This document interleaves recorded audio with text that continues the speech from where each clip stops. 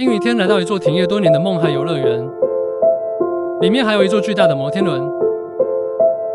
这里还有一座非常完整的旋转飞椅，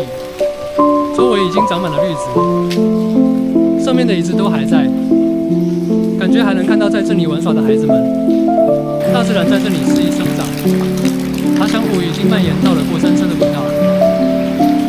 远处都是巨大的游乐设施，座椅车厢在风中飘动。过山车已经落满灰尘，长满了藤蔓。这里的梦和回忆也已经被时间尘封入梦。